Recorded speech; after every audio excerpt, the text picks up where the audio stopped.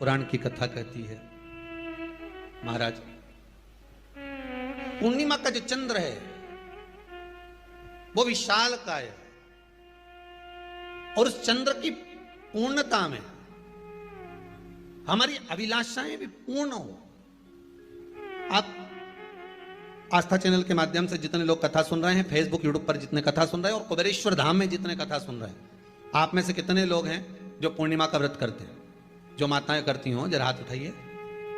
पूर्णिमा का व्रत जो करते हो ना आप लोग, रखिए हाथ। अब पूर्णिमा के व्रत में आपने कई बार किताब पढ़ी होगी पूर्णिमा की, या आपने व्रत किया होगा, या पूर्णिमा का व्रत आप धारण करे होगे, तो उसमें पूजन कौन से भगवान की होती है? पूर्णिमा के व्रत में किस भगवान की पूजन होती है? तो कहा पूर्णिमा के व्रत में केले के खंभ लगाकर पूर्णिमा का जो अध्यापन होता है, पूर्णिमा की जो पूजन होती है, उस पूजन में शंकर और पार्वती की पूजन की जाती है, शिव और नारायण की पूजन करी जाती है, शंकर और पार्वती का स्मरण किया जाता है। किसकी पूजन होती है? शिव पार्वती। क्यों शंकर और पार्वती का पूजन क्यों करा जाता है पूर्णिमा के व्रत में? क्योंकि शिव और माता पार्वती ही केवल एक ऐसे हैं जिन्होंने अपूर्ण लक्ष्मी को भी पूर्ण बना दिया था। अपूर्ण लक्ष्मी को भी पूर्ण बना दिया था। किसको पूर्ण बनाया है? लक्ष्मी। पूर्णिमा के दिन अगर आप शंकर भगवान को एक लोटा पानी अगर शिव को समर्पित कर रहे हो, श्वेत पुष्प को रख कर शंकर जी के ऊपर सफेद फूल को चढ़ाकर अगर एक लोटा जल भी, एक पात्र जल भी शंकर को समर्पित कर रहे हो, तो ये लक्ष्मी के लिए ही तो कर रहे हो। और कौन सी लक्ष्मी? पूर्ण लक्ष्मी। पूर्ण लक्ष्मी। आपको पहले भी कथा में कहा, एक बार भगवान विष्णु के सामने लक्ष्मी मैया ने बहुत तेज स्वर में कह दिया था, नारायण, दुनिया के लोग आपका नाम जपते हैं, दुनिया के लोग नारायण नारायण कहते हैं, दुनिया के लोग आपका भजन करते हैं, पर सत्य मायने में कहूं ना तो मेरे बिना दुनिया के लोगों की नहीं चल सकती। मेरे बिना दुनिया नहीं चल सकती, संसार मेरे बिना नहीं चल सकता। भगवान विष्णु ने कहा ये तो गलत है लक्ष्मी आपका कहना। एक दिन लक्ष्मी को अहंकार आ गया। अहंकार के संबोधन जब माता लक्ष्मी कहने लगी तो भगवान उसी समय पर भगवान विष्णु को क्रोध आ गया और भगवान विष्णु ने कह दिया, लक्ष्मी तू इतनी बड़ी बड़ी बात कहती है कि तेरे बिना नहीं रह सकती संसार। मैं तुझे कहता हूं लक्ष्मी तू अपूर्ण है। तू अपूर्ण है, तू पूर्ण कब हो गई?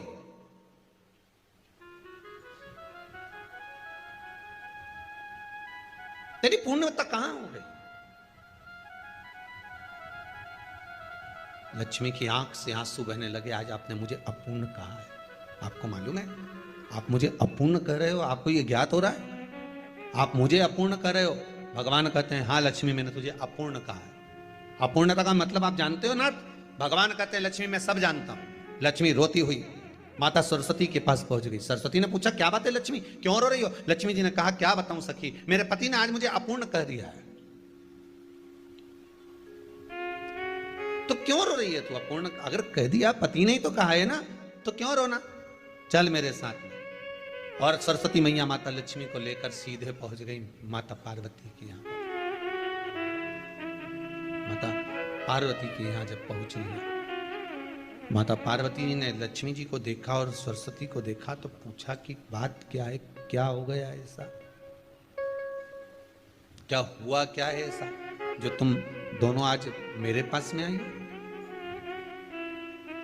क्या हुआ?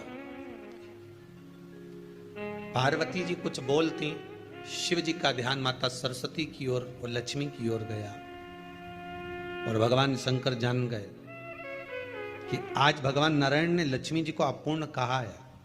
अब देखें माता पार्वती क्या कर सकती है, इसको पूर्ण बनाने के लिए करेगी क्या?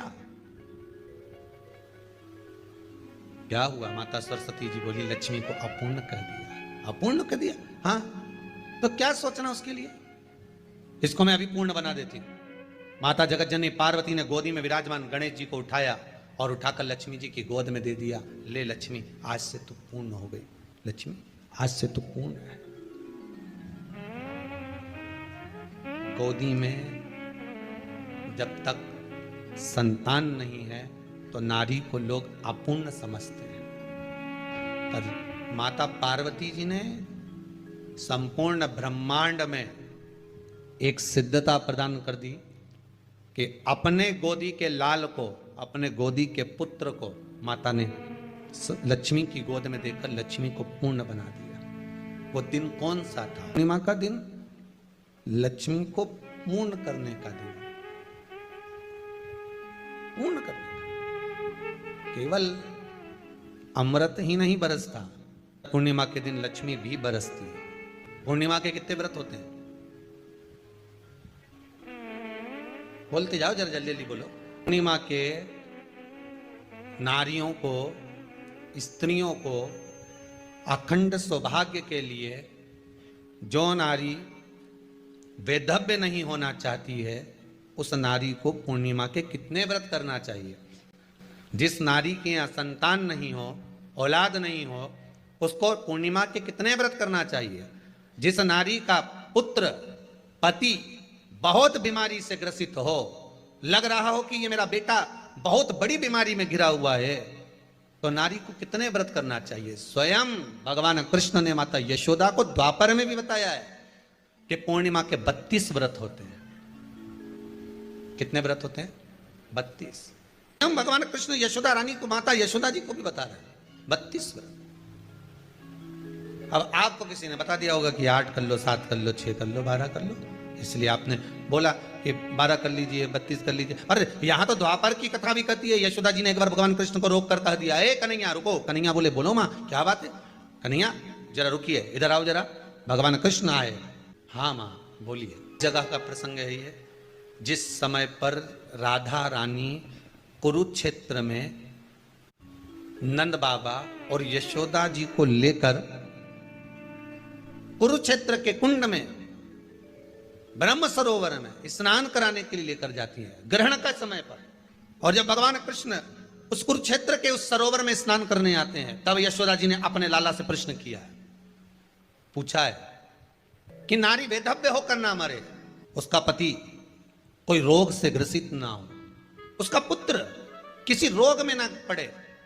कितना सुंदर संवाद लिखा है। अगर किसी माता का पुत्र मान लो किसी नशे में डूबा हुआ है, कोई नशा कर रहा है और गलत नशा है, आपको लग रहा है कि ये नशे में डूबा हुआ है, आपको लग रहा है कि ये गलत जगह पर डूब गया है, आपको लग रहा है कि मदिरापान में, मांसाहार में या अधिक गांजा आदि का जो भी नशे होते हैं, जितने भी नशे, उसमें डूब चुका है। और माँ उसको समझा रही है, तू नशे में मत डूब, तू इस काम को मत कर, तू ये गलत कर्म मत कर। माँ उसको समझा कर हार गई। तो मेरा माताओं से निवेदन है, आप उसको समझाना बंद कर दो, एक काम करना प्रारंभ कर दीजिए। हमें जो शिव महापुराण के माध्यम से शास्त्र कह रहा है कि आप 32 पूर्णिमा के व्रत प्रारंभ कर दो। उसमें करना क्या है आपको? केवल जिस दिन व्रत रहे, रात्रि के समय पर कोई भी मीठा, कुछ भी सामग्री आप चंद्र की रोशनी में, चंद्र को अर्घ देने के बाद, पूजन करने के बाद उसको रखो, और वही सामग्री जो नशा कर रहा है उसको पूर्णिमा के दूसरे दिन उसको खिलाओ। आप धीरे धीरे खिलाना चालू करेंगे, जिस नशे में वो डूबा हुआ उस नशे से वो छूटना प्रारंभ हो जाएगा। 2 पूर्णिमा व्रत करके तो देखो, तीसरे में तुम्हें जरूरत ही नहीं पड़ेगी। धीरे धीरे आप वो छूटना प्रारंभ हो जाएगा। स्वयं भगवान कर रहे हैं। यशोदा मैया ने कन्हैया को रोक लिया कुरुक्षेत्र के उस मैदान में, और भगवान कृष्ण का दर्शन माता यशोदा जी करी। बहुत दिनों के बाद माँ को, आज माता यशोदा को लाला का दर्शन हुआ, बहुत समय के बाद, जाने के बाद बहुत समय। कृष्ण से माता यशोदा जी ने पूछा, कन्हैया लो, किसी नारी का पुत्र या पति रोग से ग्रसित हो,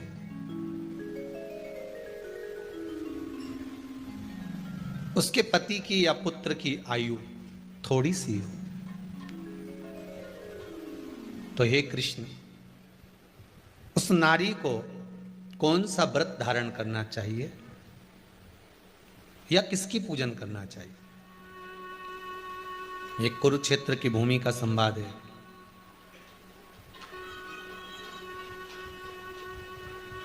भगवान कह रहे हैं, मां, अगर नारी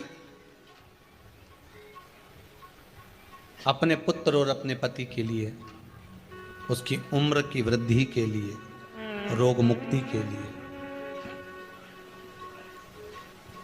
विश्व के ताप को कम करने वाले चंद्रदेव की आराधना पूर्णिमा के व्रत को धारण करती है, तो नारी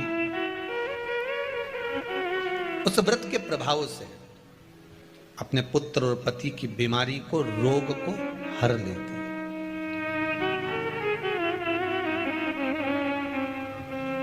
रोग का हरण कर लेती।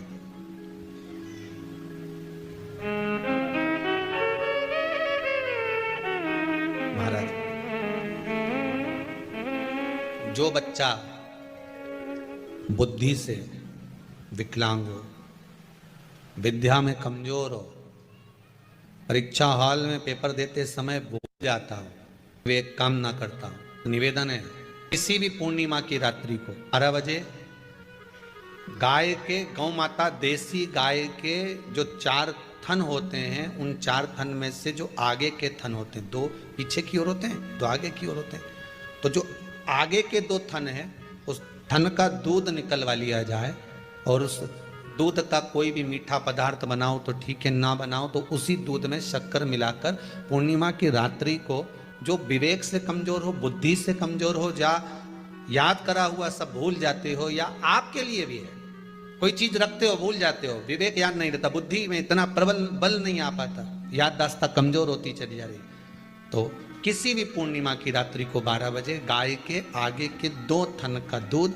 उसमें कोई पदार्थ, शक्कर, गुड़ कुछ भी मिलाकर भगवान के चंद्रदेव की साक्षी में उसको पिला दिया जाए। महाराज, बार बार पिलाने की जरूरत ही नहीं पड़ेगी, एक ही बार में काम कर जाएगा और विवेक पूर्ण तरह से कार्य कर लेगा। इसी गाय के आगे के 2 थन का दूध बड़ा प्रबल होता है। पूर्णिमा की रात्रि को 12 बजे उसका प्रयोग किया जाए। दूध को निकाल लो शाम के समय, रात्रि के समय ग्वाले से कहकर, जिसके यहाँ पर देसी गाय हो वहां निकलवा कर उसको रखा जाए, उसका पान करा जाए। रोग बीमारी में प्रबलता, तो मां यशोदा जी जग कल्याण के लिए पूछ रही है। जब देवता 33 कोटि देवता उस चंद्र के इंतजार में रहते हैं कि ये चंद्र प्रबल होगा, तब जाकर ये चंद्र यहां पहुंचेगा, तब जाकर हम मंथन करेंगे, तब जाकर वो अमृत मिलेगा, और उस अमृत को देवता धारण करेंगे तो वो आनंद पा जाएंगे। हम क्यों एक एक पूर्णिमा छोड़ें? एक एक पूर्णिमा के महत्व को जानिए। कोई पूर्णिमा साधारण नहीं है, कोई प्रदोष साधारण नहीं है, कोई शिवरात्रि साधारण नहीं है। 12 महीने शिवरात्रि पड़ती है, 12 महीने में प्रदोष पड़ते हैं, तो महत्व ही नहीं जान पाते। कौन से प्रदोष पर क्या करना है, कौन सी पूर्णिमा को क्या धारण करना है, कौन सी शिवरात्रि पर। कई लोगों को तो यहां तक नहीं मालूम था कि भाई श्रावण के महीने में भी शिवरात्रि आती है। वो तो बस लोगों के कि शिवरात्रि का पूजन हुआ, तो उसका स्मरण क्यों छोड़े हम? अगर ये वेद और शास्त्र ब्राह्मणों को दिए गए हैं, ये वेद और शास्त्र विद्वज्जन को दिए गए हैं, तो इसका स्मरण होना चाहिए कि हम निकाल कर जनमानस तक ये चीज पहुंचाएं कि हमें इस दिन ये पूजन करना है, उसका स्मरण होना चाहिए। भगवान कृष्ण से यशोदा जी ने पूछा तो भगवान कृष्ण ने कहा, मां, पूर्णिमा का व्रत अगर नारी 32 पूर्णिमा धारण कर लेती है तो वो नारी वेदव्य होकर नहीं जाती। पर आप लोग व्रत जो करते हो ना, जो भी व्रत आप लोग उठाते हो, सोमवार का व्रत जैसे किसी माता जी ने उठा लिया और वो उठाने के बाद, हम तो शादी नहीं हुई थी ना जब भी सोमवार व्रत करते थे, अब शादी हो गई अभी भी हम सोमवार का व्रत कर रहे हैं, करे जा रहे हैं, और उसका कोई उद्यापन नहीं करा, कोई संकल्प नहीं लिया गया कि मैं 5 करूंगी कि 16 करूंगी कि 25 करूंगी कि 31 करूंगी कि 21 करूंगी। इसलिए पूर्णिमा व्रत का विधान में कहा गया कि 32 पूर्णिमा का पहला संकल्प होना चाहिए। उसके बाद आपकी 32 पूरी हो जाए, फिर आप दूसरे और व्रत कर लो, फिर 32 कर लो, फिर 32 कर लो, पर उसमें पूर्णता का भाव।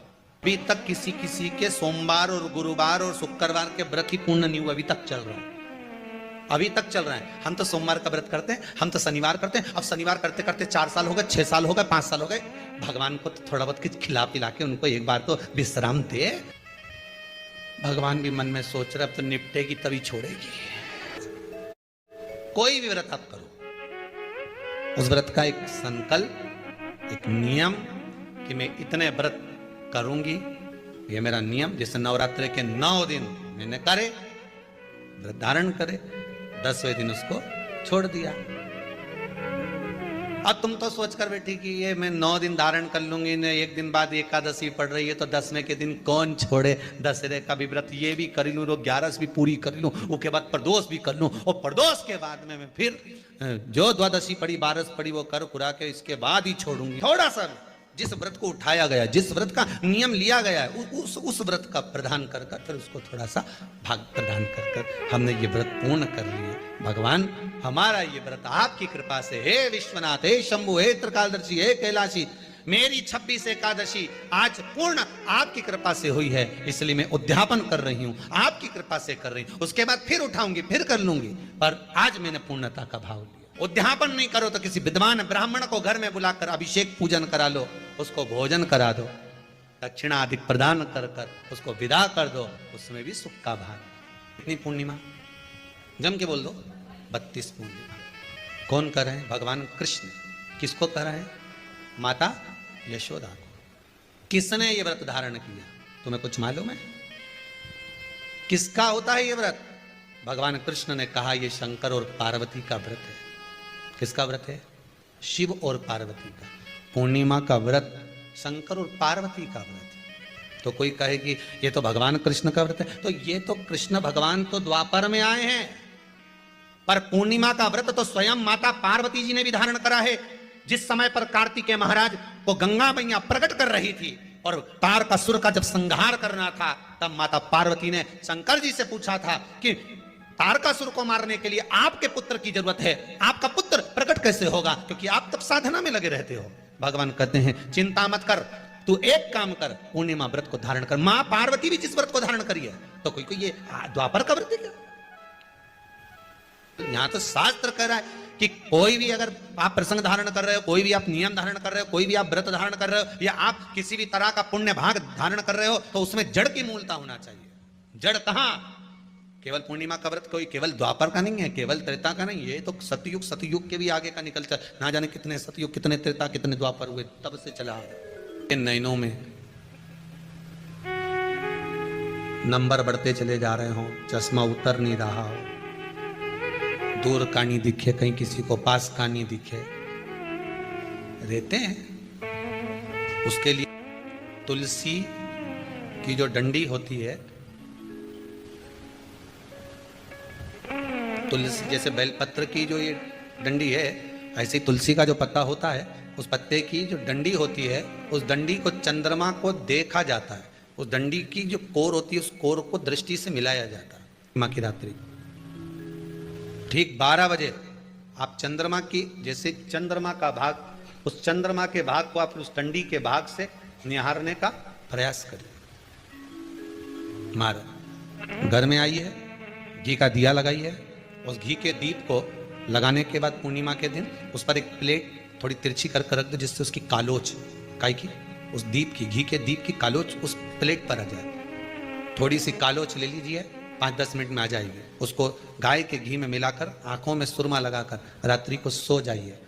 3 दिन बाद आप महसूस करेंगे कि नेत्र की ज्योति बढ़ना प्रारंभ हो रही है। अब इस प्रयोग को करने में कोई धन लगा तुम्हारा? अरे बोलो तो सही, कोई दौलत लगी तुम्हारी, कोई संपदा, या फिर तुमने सियोर वाला महाराज के लाके खूब बटोर के दे दिया, कुछ लगा? नहीं। तुम करोगे, लाभ तुम्हें मिलेगा। ये जितनी पूर्णिमा के व्रत हैं, जितने 12 महीने जो पूर्णिमा पड़ती है, पूनम पड़ती है, ये भले दुनिया के लोग कहते हैं कि ये भगवान राधा और कृष्ण से संबंध, हम और कृष्ण से संबंध रखते हैं, पर इनका यदि सही संबंध समझा जाए, इनके सही संबंध का यदि स्मरण करा जाए, इनके सही संबंधों का यदि वर्णन किया जाए, तो शिव और चंद्रमा के जो मिलन का केंद्र बिंदु है वही पूर्णिमा है। केवल एक पूर्णिमा वहीं तक नहीं रही कि भगवान कृष्ण और राधा जी ने रास किया, केवल वहीं तक उसकी सीमितता नहीं है। बात ध्यान रखिएगा, यदि काया का रोग हो गया, मान लो शरीर कहीं से सफेद पड़ रहा है, कहीं से काला पड़ रहा है, शरीर में से खाल की फुकड़ी निकलना प्रारंभ हो गई हो, शरीर में काले काले चट्टे पड़ना चालू हो गए हों, या कोई विशेष रोग हो गया, कोई विशेष में रोग है, बीमारी है, काया बेकार हो रही है, तो सीधी सीधी बात शिव महापुराण की कथा कहती है, सुंदर आनंद में श्रवण कर कर आप अपने जीवन को, ये पूर्णिमा शिव महापुराण की कथा कहती आ रही है। कुछ नहीं करना, पीपल का एक पत्ता, उस पत्ते पर थोड़ा सा चावल, पूर्णिमा की रात्रि को अपने हाथ में लेकर अपने नयनों से लगाकर शरीर पर से स्वयं उतारकर उसको दरवाजे के पास रख दीजिए। पूर्णिमा की रात्रि को पूर्ण होने पर उस चावल को दूसरे दिन सूंघ कर बहते हुए पानी में डाल दीजिए। महाराज, कितने भी रोग से ग्रसित हो गए, पीपल का एक पत्ता 52,000 ब्राह्मण की साक्षी कराता है। महाराज बहुत ध्यान देना, पीपल के वृक्ष में स्वयं नारायण का, मेरे कृष्ण का वास है। स्वयं भगवान गीता के अंतर्गत कहते हैं कि मैं पीपल का वृक्ष हूं, नारायण उसी में। 52,000 ब्राह्मणों का वासा एक पीपल के पत्ते में होता है। और आपको पहले भी कथा में कहा, गाय, ब्राह्मण, बहन, बेटी, ये सब काल का हरण करने वाले हो, काल को हरने वाले हो। रोग को मिटाइए, शिव का स्मरण करो। पूर्णिमा के दिन चावल का एक आखा दाना, आखा दाना जानते हो, पूरा खंडित चावल नहीं, कितना चावल, एक दाना चावल का शंकर भगवान के शिवलिंग पर समर्पित करिए। एक बेलपत्र जिसका डंडी का मुख अपनी ओर हो, जहां से चावल चढ़ाया है, उस चावल के ऊपर अपनी कामना कर कर रख दीजिए और चंद्रमौली भगवान का स्मरण करिए। कौन से भगवान? शंकर भगवान का सर्वश्रेष्ठ सुंदर नाम है चंद्रमौली। चंद्रमौली भगवान का स्मरण करिए, अपनी कामना कर कर बेलपत्र समर्पित कर कर शिव जी पर एक लोटा पानी, एक जल पात्र समर्पित करो, कलश से जल चढ़ा दीजिए, नैनों में वो जल लगाकर अपनी कामना कर कर वापिस घर को आइए। आएगी जो कामना करी है मेरा चंद्रमौली भोलेनाथ उसे पूर्ण कर ही देगा। शिव उपासना के लिए जितनी 12 महीने में पूर्णिमा पड़ती है, एक एक पूर्णिमा का व्याख्यान वर्णन करेंगे। आज तो कथा का महत्तम दिवस है, पहला दिवस है, तो हम उसको महत्व समझें कि पूर्णिमा का महत्व क्या है, हम उसका महत्व समझें कि शंकर और चंद्र का रिश्ता क्या है, संबंध क्या है। भगवान ने जितनी पूर्णिमा बनाई है, जितने नक्षत्र बनाए, जितनी घड़ी बनाई, जितना पल बनाया, जितना समय बनाया, ये शंकर भगवान ने जो बनाया ये गलत नहीं बनाया, श्रेष्ठता के लिए बनाया, जग के उद्धार के लिए, संसार के उद्धार के लिए बनाया। अब उसका प्रयोग आप करें ना करें ये आपके ऊपर है, आप उसका प्रयोग कर रहे हैं ना कर रहे हैं ये आपके ऊपर।